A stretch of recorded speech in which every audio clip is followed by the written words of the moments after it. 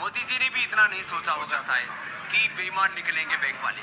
मुझे ऐसा लगता है हजारों नहीं, शायद लाखों करोड़ रुपए बैंक वालों ने बना लिए इसमें। ये 3 से 5 लाख करोड़ का घोटाला मिलेगा इसमें।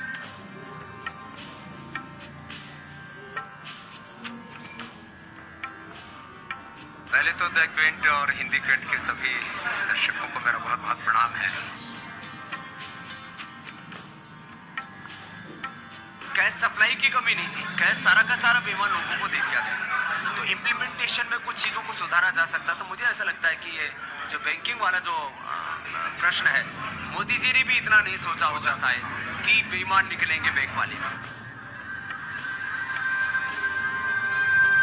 और शक आरबीआई के भी कुछ लोगों पर हो रहा है, जो कि बहुत बड़ा दुर्भाग्यजनक है और एक बहुत बड़ा प्रश्न चिन्ह है हमारी व्यवस्था के ऊपर।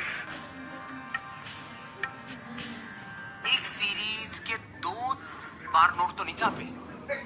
अब ये मतलब पहले की गवर्नमेंट ने छापे, अर्थात कांग्रेस गवर्नमेंट ने छापे अथवा आरबीआई ने छापे। अब ये एक सीरीज के 2 नंबर छपे हुए मिले, एक सीरीज के दो नोट छपे हुए मिले। ये तो माने देश की अर्थव्यवस्था पर बहुत बड़ा कलंक होगा। मुझे ऐसा लगता है ये 3 से 5 लाख करोड़ का घोटाला मिलेगा इसमें।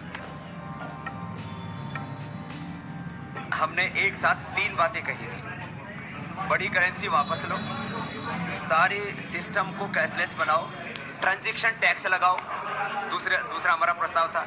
और जो पार्टिसिपेटरी प्रोमिसरी नोट है और बैंकों की जो पूरी व्यवस्था है, इसको ट्रांसपेरेंट बनाओ। ये तीनों को खत्म करने के लिए हमने बात की थी।